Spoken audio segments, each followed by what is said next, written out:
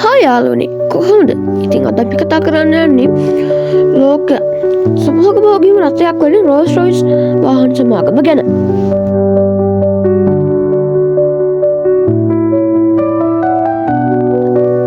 Rolls Royce limited කියන්නේ 1904දී Charles රෝල්සා Henry රොයිස්ගේ හල්කාරීත්වයෙන් බ්‍රිතාන්‍යයේ ස්ථාපිත සුභෝගභෝගී මෝටර රථ සමාගමක්. ඒක පසුව වායුවෙන් නිෂ්පාදනය කරන ව්‍යාපාරයක්.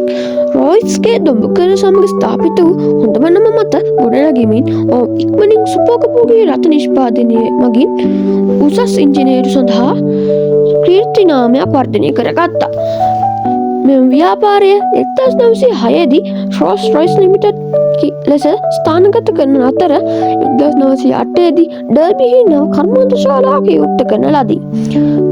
පළමු නියෝගකගේ කම්පැනිය ගුවන් එන්ජින් නිෂ්පාදනයට යොමු කළා. ජෙට් එන්ජින් වල එකහබද්ධ සංවර්ධනය 1940 දී ආරම්භ වූ අතර ඒවා 1944 දී නිෂ්පාදනයට ඇතුළු විය. රෝල්ස් රොයිස් එතැන් සිට හමුදා සහ වාණිජ්‍ය ගුවන් යාන සඳහා එන්ජින් සංවර්ධනය හා නිෂ්පාදන සඳහා කීර්ති නාමයක් ප්‍රතිරූපයක් ගොඩනගාගෙන ඇත.